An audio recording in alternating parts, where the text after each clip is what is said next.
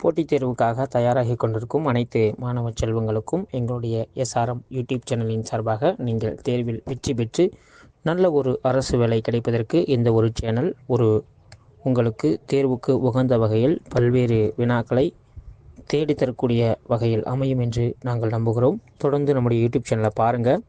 பிடிச்சிருந்தா லைக் பண்ணுங்கள், ஷேர் பண்ணுங்கள், பக்கத்தில் இருக்க பெல் ஐக்கானையும் கிளிக் பண்ணுங்கள்.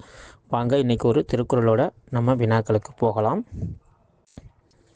கேடில் விழிச்செல்வம் கல்வி ஒருவருக்கே மாடெல்லாம் மற்றையவை.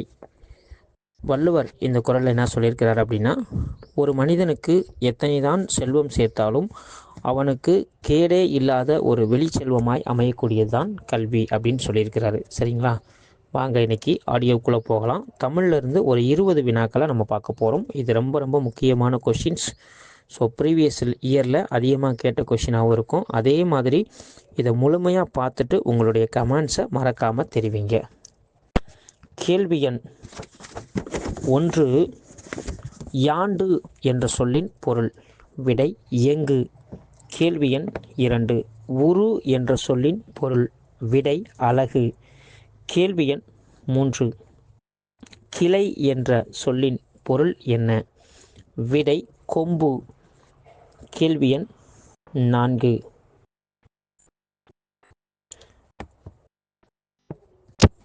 எபிக் லிட்ரேச்சர் என்ற ஆங்கில சொல்லுக்கு நேரான தமிழ் சொல்லை கண்டறிக. விடை காப்பிய இலக்கியம்.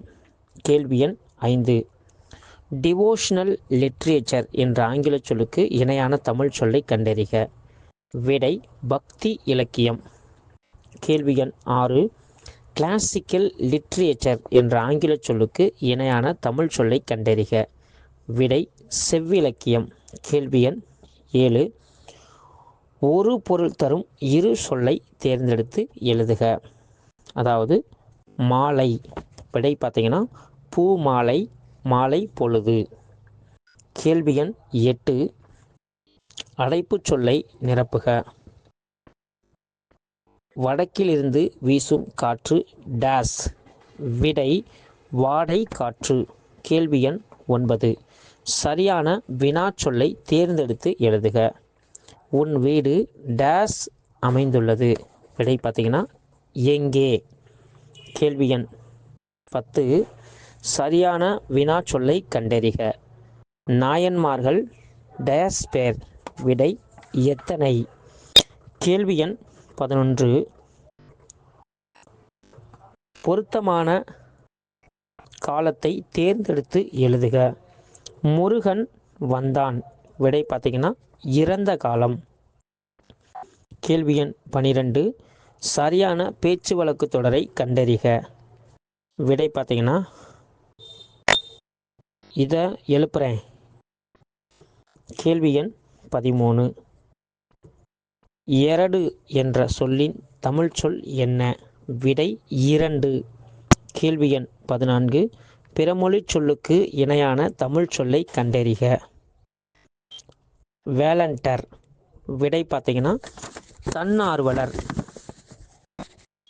கேள்வி எண் 15, நீ படித்தாயா என்ற வினாவிற்கு நீயே படி என்று கூறுவது.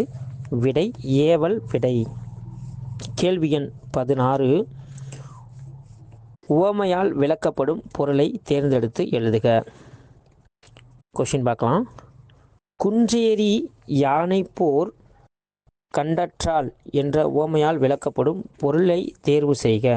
விடை பார்த்தீங்கன்னா தன் கையில் பொருள் கொண்டு ஒரு செயலை செய்வது. கேள்வி எண் 17, கீழ்கண்ட சொல்லிற்கு உவமையால் விளக்கப்படும் பொருளை தெரிவு செய்க. அகழ்வாரை தாங்கும் நிலம் போல. விடை பார்த்தீங்கன்னா பொறுத்து கொள்ளுதல். கேள்வி எண் 18, வாக்கிய அமைப்பை கண்டறிக. கவிதா பாடம் படித்தாள் என்பது எவ்வகை வாக்கியம்? விடை தன்வினை வாக்கியம். கேள்வி எண் 19, விடைக்கேற்ற வினாவை தேர்ந்தெடுத்து எழுதுக. 6 அறிவுடைய மனிதர்களை உயர்திணை என்பார். விடை பார்த்தீங்கன்னா யாரை உயர்திணை என்பர்? கேள்வி எண் 20. இரு வினைகளில் பொருள் வேறுபாடு அறிந்து எழுதுக. அதாவது 3 சொல்லி பணிந்து பணித்து 2 சொல்லுக்குரிய பொருள் கேட்டிருக்காங்க. விடை பார்த்தீங்கன்னா அடங்கி கட்டளை. கேள்வி எண் 21.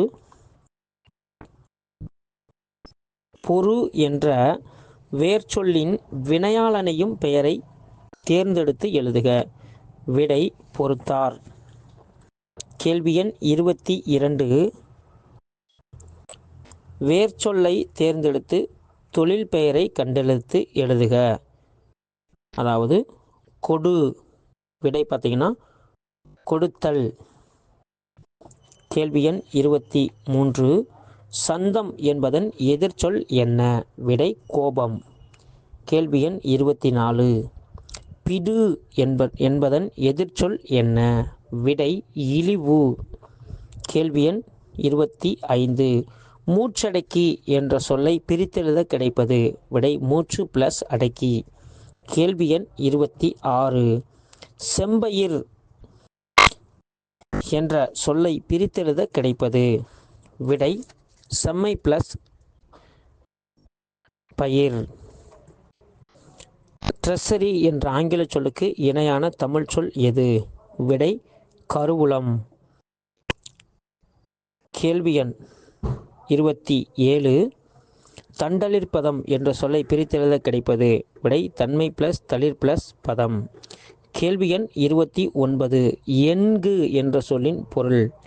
விடை கரடி. கேள்வி எண் 30. வெற்பு சிலம்பு பொறுப்பு என்பதன் வேறு பொருள் என்ன? விடை மலை. நன்றி நண்பர்களே.